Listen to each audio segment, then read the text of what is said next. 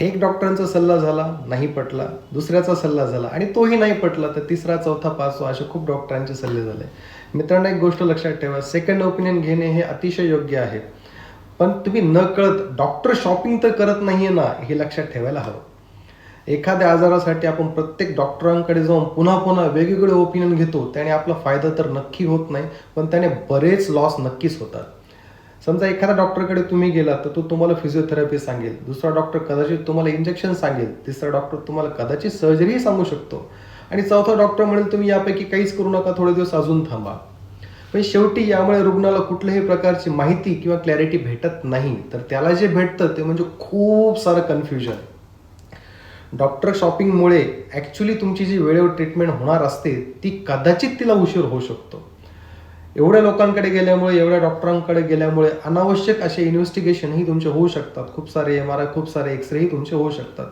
हे सर्व डॉक्टर नवीन नवीन medicines try करतील तर कदाचित त्या मेडिसिन्सचे तुम्हाला कॉम्प्लिकेशन्स पण होऊ शकतात. प्रत्येक नवीन ओपिनियनसोबत एक गोष्ट फ्री मिळते, ती म्हणजे अँझायटी आणि कन्फ्युजन, आणि आता तुमची रात्रीची झोप उडणार असते. आणि काही गंभीर परिस्थितीमुळे जो गोल्डन टाईम असतो प्रत्येक आजारासाठी, तो कदाचित तुमचा गोल्डन टाईमही जाऊ शकतो. लक्षात ठेवा, सेकंड ओपिनियन घेणे हे नक्कीच चुकीचे नाही आहे. एखादी मोठी सर्जरी असेल, सेकंड ओपिनियन घ्यायला पाहिजे. डायग्नोसिसबद्दल तुम्हाला शंका असेल किंवा ट्रीटमेंटचे जर वेगवेगळे पर्याय असतील तर सेकंड ओपिनियन घेणं आवश्यक आहे. पण फक्त मला जे ऐकायचं आहे ते सांगणारा डॉक्टर मिळेपर्यंत मी डॉक्टर बदलत राहणार, याला सेकंड ओपिनियन नाही म्हणत, तर याला आपण डॉक्टर शॉपिंग असं म्हणतो. डॉक्टरांची संख्या वाढवण्यापेक्षा मला असं वाटतं की आजाराबद्दलची तुमची क्लॅरिटी वाढायला पाहिजे, आणि ही क्लॅरिटी जर वाढायची असेल तर 1 किंवा 2 डॉक्टर, फर्स्ट ओपिनियन और second opinion is more than enough.